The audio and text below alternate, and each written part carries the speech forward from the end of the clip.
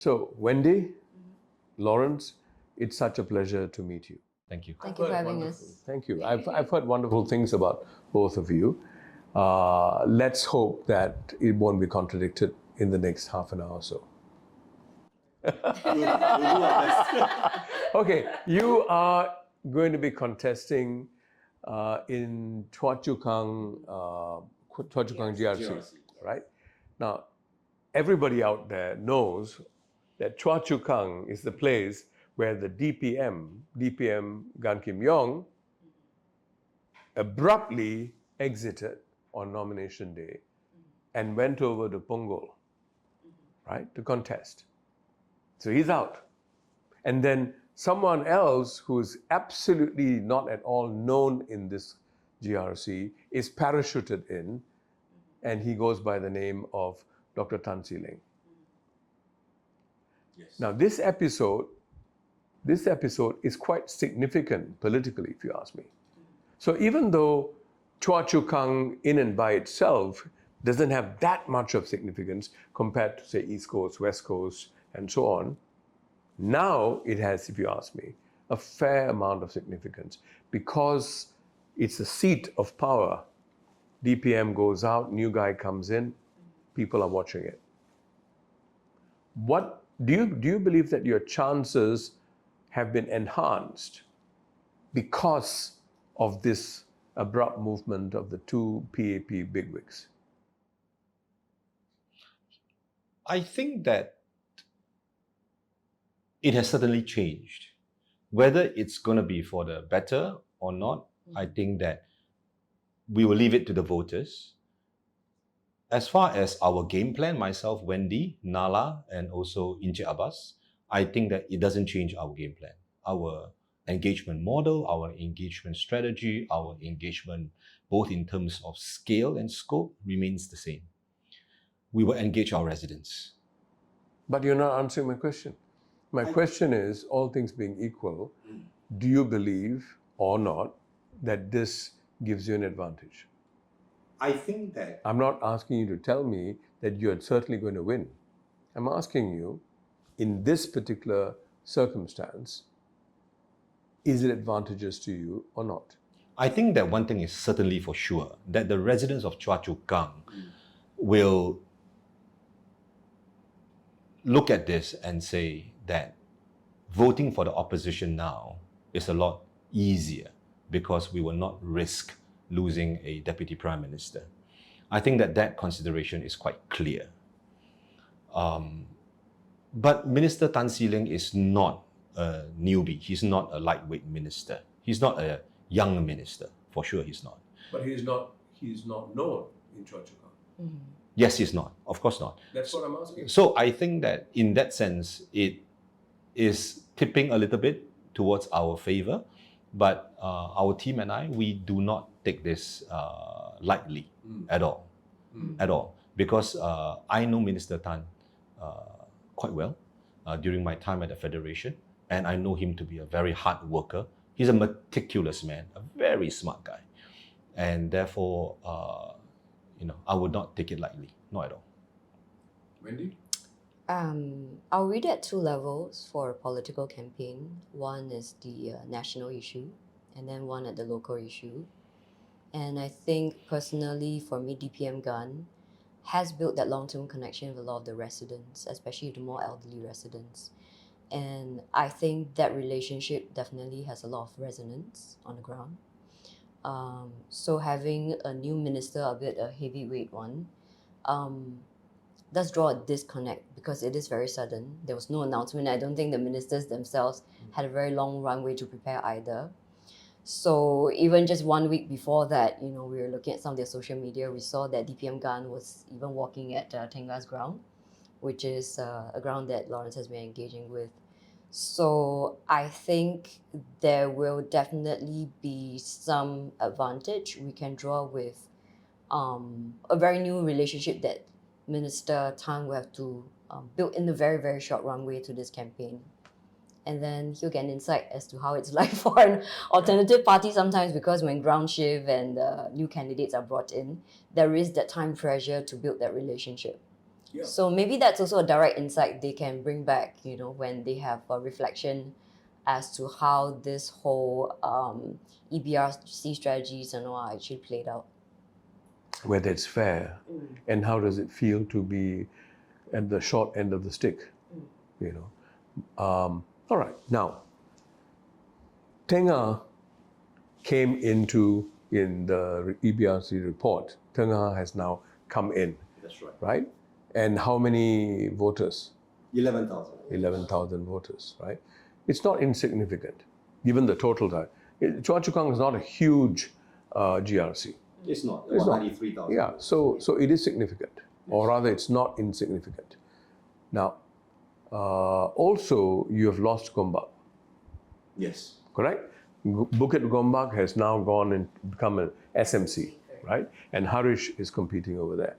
Now, how do you think your strategy would have to change because there are a lot of young people coming from Tunga, Yes. right? Young couples, young individuals. Absolutely. Now, how are you going to reach out to them? I believe those in the 26 and 45 age group That's right. constitute about 37. How many percent is that?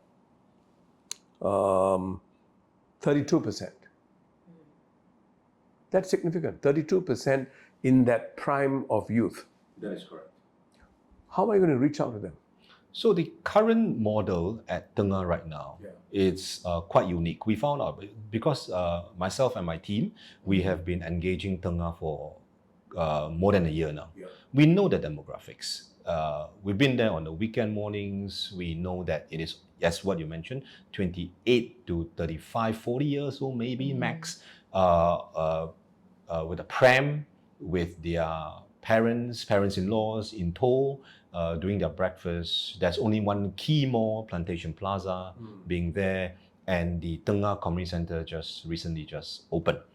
And at the same time, among all the 11,000 voters, actually, since a year ago that we started to engage them, it was only about half that was moved in. And throughout this whole year, another 2,000-3,000 has just recently moved in as well. So that's the demographics. And their needs are extremely different from that of the other parts of Chua Chu Kang. Certainly very different from Gombak, that has now become a SMC by itself. Their needs are different, their voices are different.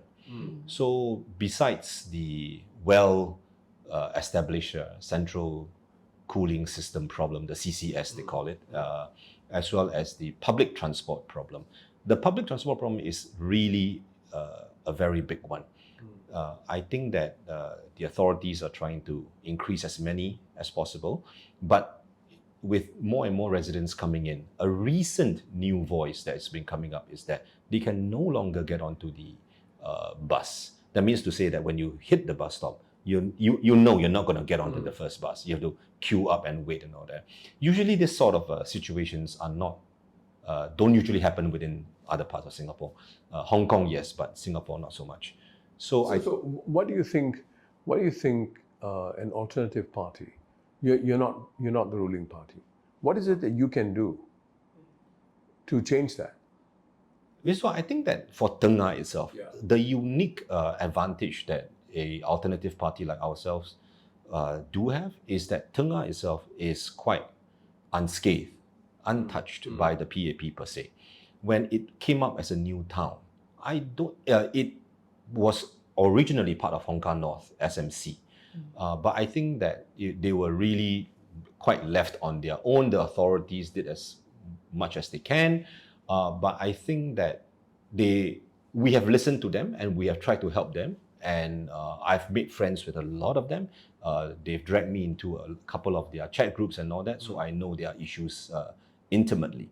I think that they will want to work with whoever. Who is they? Listen to them. Who is they? The residents, the young residents. Now, that's my point. I mean, my question is very simple, right?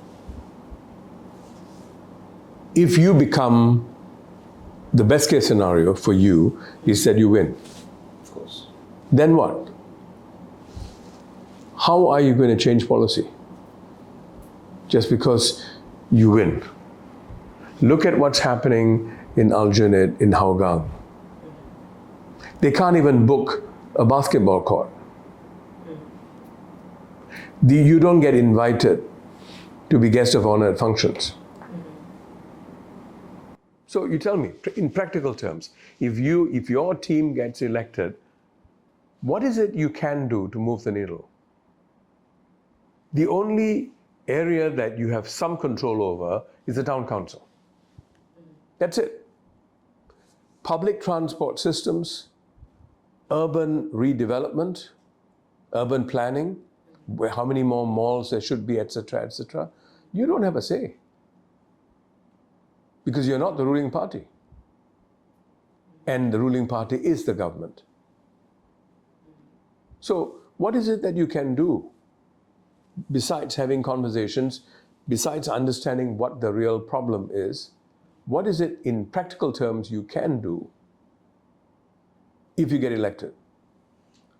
Viswa, I come from a background of representing my members in the Manufacturing Federation, and I faced the same situation for that many years.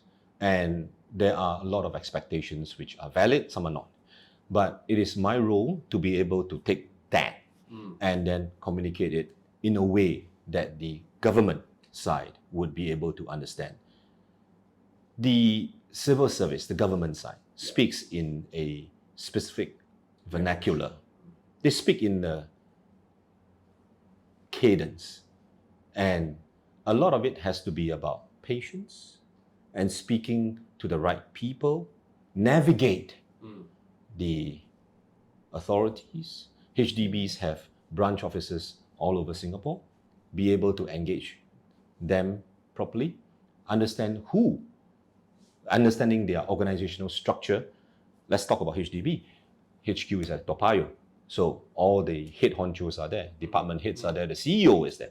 So we need to have, the first thing I definitely will do is to understand that organizational structure and to see who is responsible for what.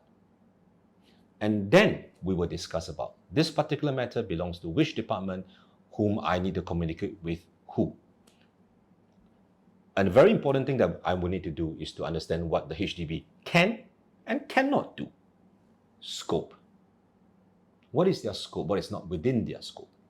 Sometimes a lot of that has to do with misunderstanding in terms of scope. That is not the HDB, it's actually the URA. So things like that. We need to be able to navigate that. Okay, so what you're saying is you will function as an effective interlocutor. Of course. Right? Now, you've had that role, you've played that role. That's the point you're making. Yes. When you're in SMF, That's right. you played that role of facilitating. You are also an experienced mediator. So you understand the skills of trying to identify shared interests. Absolutely. Right? And then bring the parties together. So what you're saying is you're able to bring to bear those skills that you bring from your professional experience. Bring to bear. Right? That's right. Now, the question, of course, that lingers is, if I'm a voter, I've got a team, for example, hypothetically, I've got a team from an alternative party that's telling me that they're hearing us, they're interested to hear us, they are determined to try and solve the problem, but they're not the ruling party. And then I have the ruling party also represented here. That is directly linked to the government, the civil service, and so on and so forth, where the decisions are made. Okay. The question is still there. As a voter, do I vote with my heart because I like these guys, because they listen to me, they're sincere, whatever. But the practical, the head part may push me towards, look, I may get things solved a lot faster here. How would you respond to that? I would think that one key difference that we'll bring to this, if you're voted in as MP, is a different way of thinking of how to organize the community spaces. And I think in our local manifesto, that's something we pointed out as well. Of course, on a broader level, we've actually come up with a concept paper of what we call the bamboo pavilion. I remember Lawrence was quite excited about it when I first shared with him my visuals, which I created using a free software online. And it's to bring title, though. it's to bring together this idea, and I was inspired by the Green School in Bali that I've always wanted to visit. This idea of environmental education that's integrated from a very young, educational space. And that architectural space that's built using bamboo, which is by itself a very organic, something that's easy to use and regrow. So it's the whole ecological concept. And along with what the residents have expressed to us, which is their concern of getting their children to preschool, childcare, and on the other spectrum, because we always think of Tunga, Brickland as young families, but when we do visit, a lot of times it's also their elderly parents who come to the door. So there's that intergenerational dynamics, which is also important to them. So it's not just about you taking care of their young children, but what about my parents who are left at home most of the time, whether it's to look after my kids or they're just there. And I feel like the kind of concept that we want to bring into that space could get the young families to think differently, for one. But of course, at the same time, we need to communicate that we are not the incumbents. And therefore, we need to also set some realistic expectations as to how far we can go. But within that expectation, we'll definitely temper it down to say that in the worst case scenario, we cannot give you your dream pavilion, right? There are still existing community spaces within the community centers. Tunga has a very new one. We can bring in programs like studios to help with job transitions, job transformations, to bring it right to their estate and community. And at the same time, because of the stresses and anxiety come to that, we do feel that the integration of that space with mental well-being would be important. And these are issues that are very important to both of you. Yes. To Right? us as a team. Yes.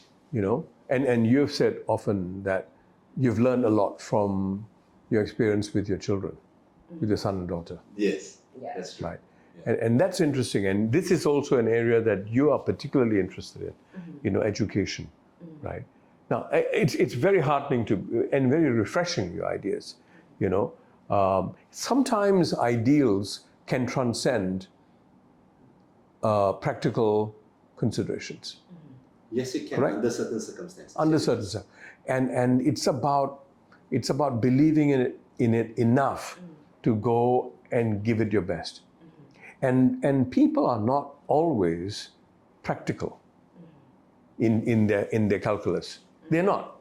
Sometimes they're idealistic as well, especially when you're a young parent, because you're not sure what the road is ahead of you, So it's wonderful to hear that. I mean, the way you've described it as well. It's almost like I want to come and try it out, And that's something that we're trying to build, because for PSP, the West Side is one of our main concentrated areas of campaigning. So if West Coast, Chua Chu Kang does manage to get into the parliament, I think we would like to see the West as being a test bed of some of these new ideas. Yeah. That if successful, we can then bring to more grounds to say, look, this is what PSP has done. And it's a little bit like how Manwai and Hazel have performed in Parliament, right? These are two NCMPs. Yeah. And despite them only being NCMPs, the number of questions and motions they have filed, I think statistically have far exceeded a lot of the PAP MPs and maybe some of the alternative parties as well. So it's about test bidding and having a proof of concept to let the next set of voters feel more engaged and also more confident with us as we mature politically. And it's about building those relationships Yes. and which forges trust, right? Now, talk about trust. The other constituency that is, I think that can be a challenge if you don't bother to understand that constituency, is the Malay constituency. Now, you've got, from what I understand, 19%. That's right. in your GRC Malay. Now, this whole Gaza saga has not gone down too well, from what I understand, with the Malay community. with the Malay and Muslim community, you know. There have been recent commentaries about that, you know. There were commentaries that people are defining Gaza as a Malay, purely Malay concern, when actually it should be seen as a humanitarian concern, and so on. So, what's your view about the way we are handling this entire the entire complexity of the Gaza situation? So if you allow me to answer that please, question, please. I lived in the Middle East for UAE. in Dubai, in the UAE, for more than 4 years, from 97 to 2000. Yeah. Both my kids were born there, and it is a place which holds dear to me. A lot of my friends are still there. I have the Egyptians, the Jordanians, a couple of Yemenis. And so it is a subject matter that is dear to my heart. There are two parts to this situation, as you have quite rightly mentioned. One, which is the very religious, emotional part of it. And that goes back thousands of years. The difficult situation between the Arabs and the Jews is thousands of years old. It is not something that we can try to understand and say something that's not been said before. Not possible. The second part of it is actually, as far as the foreign relations is concerned, I think that we should, I personally will agree with what Foreign Minister Vivian Balakrishnan saying, that the Singapore government, we support the two-state solution, that the two-state solution is the correct path forward. And I think that is our Singapore's position on that.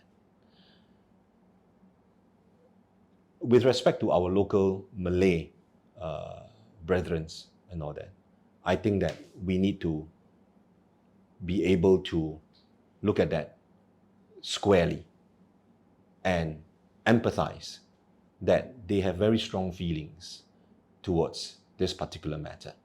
But do you think the government could have handled it differently? I think the government could have done a lot more, especially in the area of, we do have a Minister for Muslim Affairs. I think that would be Minister Masagos at this point in time.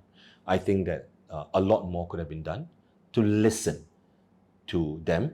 I think that what we saw, especially during Minister Shanmugam's MPS, need not necessarily have happened. You're talking about the two young ladies? Yes, of course.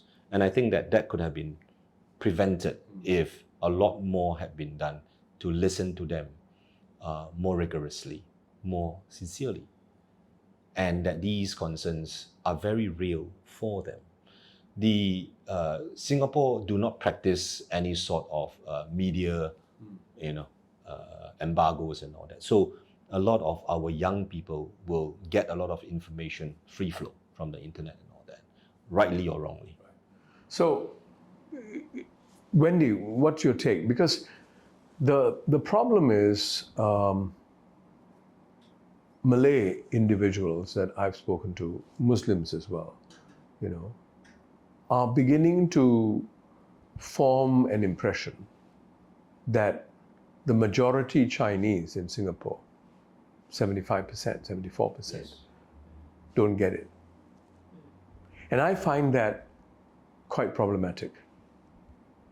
If 13%, I mean, Malays constitute 13% of the population. And if you include the Muslims, that would be about 15%, right? Now, if they feel that the majority Chinese, 75%, don't get it, don't understand how we feel, we have a problem in our hands. You know what I mean? No matter which constituency you go to, that would be the overarching view. What's often defined as the Chinese privilege. Because the Chinese are such a significant majority, ethnic Chinese, that you are by default the Singapore that we know. your values, your orientation actually is the standard orientation. Statistically, that's the way. And so, what do you think can be done? And both of you are Chinese, right? Yes, we are. I'm Indian.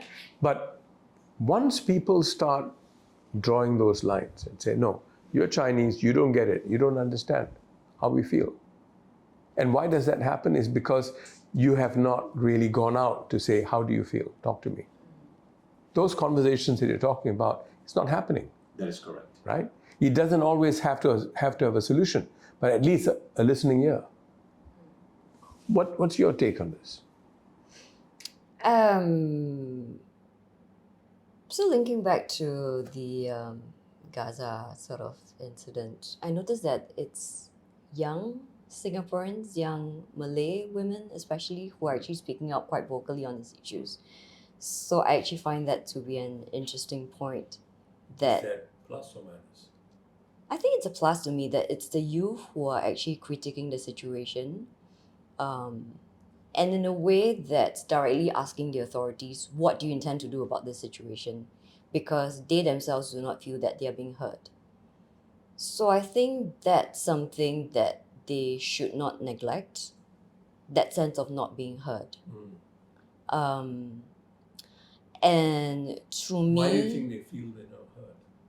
Because it comes back to a rather simplistic idea that if we bring it up across, that it might offend racial and religious sentiments, and because of that overarching fear and what may have happened historically in Singapore, that we try as much as possible not to touch on those sensitive conversations. OB markers. Yeah. Out of bounds markers. But increasingly with a younger population that's more exposed to international views, and even right across the causeway, having spoken to some of our Malaysian political counterparts, we know that things are actually viewed and addressed very differently, partly because of their own nature of politics and their population makeup. So those conversations are actually aired rather vocally, whereas ours sort of takes the diametrical opposite direction, which is let's try not to talk about it, although we are multiracial in nature, right?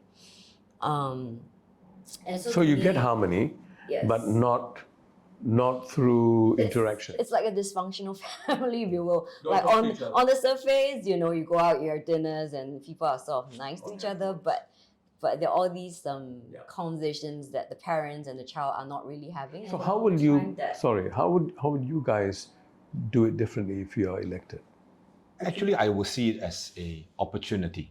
I think that right now, if we have hit the nail on the head, knowing that much more could have been done through our Malay leadership, our Malay Muslim leadership in Singapore, much more could have been done.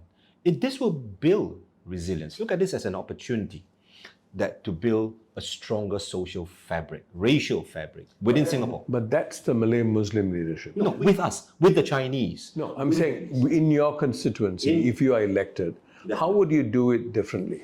I think that I would try to foster a better relationship with the head of the mosque, and be able to ask them to ask them to educate us, bring out that awareness. And I think that there is a pent up need to communicate that. I think that we can, as MPs, we want to facilitate that conversation, to bring out that awareness. A lot of us do not know. Would you include children? Yes, of course. Conversation? Of course. Why not? Do you Definitely. think parents would be comfortable with that? I think that we should look at the current MOE structure. I think that what should and should not has already been structured into our curriculum. I think that if we look at that, engage with the MOE, and as well as our Malay Muslim, Indian Muslim community at the mosque level, I think that, and including our Malay leadership. I mean, we don't have a minister for Chinese affairs or Indian affairs. But we do have one for minister for Malay affairs, and I think that Muslim affairs. So that minister can do a lot more. Yeah, he has a structure. Yeah. He has resources. and he should do more to bring those resources to bear. So, Wendy, anything to add to this? To me, I will bring it back to that whole building of trust, right? And maybe in a more organic way, in bring back the community together as well. Because right now, especially with the newer HDB flats, we do see people living in very isolated environments. I mean, you roughly know that, you know, your next door neighbor could be Malay or an Indian, but you don't really come together. And I think one of the travel videos I've seen has this interesting concept of ethnic minority in China, where once a year they have this long table feast. 长桌宴. So it's about literally neighbors bringing out potluck, right, food to celebrate a festival. But it's done in a very long table setting, and everyone just contributes a little, and through food and conversations. Which is the Arab way of eating. That is correct. Yes, it's communal conversations. Yeah, the Arab weddings. Oh my God. And, you know, I mean, there's what you mentioned about the earlier bureaucracy, but in a way that also can be done very easily once we are in power, overlooking at certain estate facilities, just having that common space where people can come together, sit on mats, sit on small tables, make friends first, but have those conversations along the way. And I think when you're a friend, it's easier to crack a racial joke because you know that it's not done with malice. Also, And it's based on trust, that I'm not trying to put you in a place or to put you down. So I think we need to go back to Correct, that yeah. level of relationship I building. think, yeah, Wendy is absolutely correct. Yeah. I just want to chime in a little bit here. I think that being elected as a member of parliament is a responsibility. I look at it that way.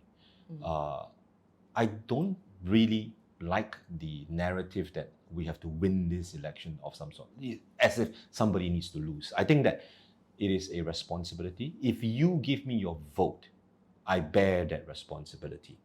I see it that way, absolutely. There's no sustainable way to do this job, to play this role.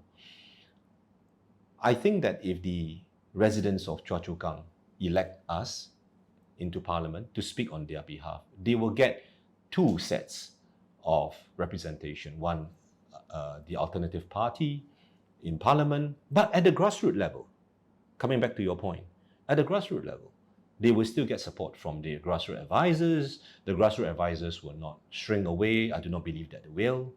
And I think that, I understand, I've heard the Workers' Party's gripe against not being invited for preschool openings and that sort of thing. I think that, Viswa, I see that as my responsibility. I think that it is our responsibility to engage them. I think that if I want to be invited, I have to make it clear to them. I would have to, it'll be incumbent upon me to work together with them, to engage them in order for that to happen. Because at the end of the day, it is a responsibility to our residents. I do not look at it from a win-lose kind of a perspective, that narrative. At the end of the day, when I put on the PSP t-shirt and I was seen online doing residents engagement, I received a very difficult conversation, phone call from a minister, and I told him, does it really matter what t-shirt we wear? We are all Singaporeans. We want to engage and we want to serve. So how does it matter what t-shirt is it that we wear? So as a final point, leading out from what you just said, Lawrence, I'd like to hear from each of you, no more than a minute each, right? What if you lose this election? What next? Wendy? To me, life goes back to normal. Is that normal now? it's a bit of It's election period, so compressed timeline. Our calendars are crazy. Our calendars are crazy, but I've had this prior conversation once before when we were recording another video take, right? And it's about, yes, in terms of a statistical outcome, we lose. But I feel in some way it's more of Singaporeans, especially the young families, who could lose out on an opportunity to have, for example, the educational policies thought out and directed in a different way. Healthcare policies for the seniors thought out and brought out in a different way. The local town management and the facilities that we just talked about, if it's under the incumbent, it's more likely than not that they will drive it based on certain plans and directions already, because they already announced it, right? For example, in Chua Chu Kang, there are certain plans and directions. So that's not likely to change. And so I feel in some way, and especially for us, I think we will, of course, maybe go back and hug our spouse or our family and cry a little bit. But we know that we also put on our best foot forward. So it's just a learning But point. will you continue to do the work in Chua Chu Kang? I think Yeah, for me, it- the it- connection, and as well as for Lawrence, the connection has been made. So there's And you'll definitely a stay. return point. You'll stay and serve, even if you're not elected, or would you give up and walk away? I would say that for us, there are two levels. One, of course, is the relationship which we have built, and we will definitely go back to those connections. But if we have seen from the Marine Parade example, sometimes, notwithstanding you having built those relationships, there could be a party level direction whether or not you might mix contests in those grounds. And that remains to be seen. For me, I think that I've done my engagements at Tunga for quite a while. Tunga's small, Tunga's interesting, Tunga's different. And I think that, yes, I would like to continue to go back there. It's a muscle memory. I just drive there. And I've made friends there, but constantly on WhatsApp and all that. So I don't think that will stop. I need not necessarily wear the party t-shirt. Need not be, not necessarily. Another interesting thing that I think that I will need to have a conversation with Man Wai and Hazel and maybe Doc himself is the building of the PSP party. I am largely a management guru at heart. I've joined the party for a year and a half, less than that. I met Man Wai in August, I think 2023 and all that. I've seen this organization. It's a political party. But sometimes I think a lot of people forget that it's a political party in terms of its scope and its mandate. So the PSP can try to grow in terms of human talent. At the end of the day, a political party, you need to have talent. Yeah. And in order to have talent, you need to be able to have seats in parliament in order to attract the talents to say, join us, you can be a member of parliament. So I think that a lot of people ask me the same question. So why did you join the PSP and all that? Given my background and all that. And my reply to them is quite simple. Things are changing. Singapore is changing. It's not just the entire business, the GDP makeup. It is the political narrative that is changing. I think our young Prime Minister knows this. I think he knows that the opposition is here to stay. I think it is that alternative voices is very much appreciated by the young and new voters like my kids, first-time voters this year. And I think that people like myself, Viswa, I'm not the first, and I certainly will not be the last. Okay. Well, I wish you all the best. Thank you very much. Lawrence? Thank you so much. Thank you. Thanks for Thank you having very us much, again. Thank Wendy. you.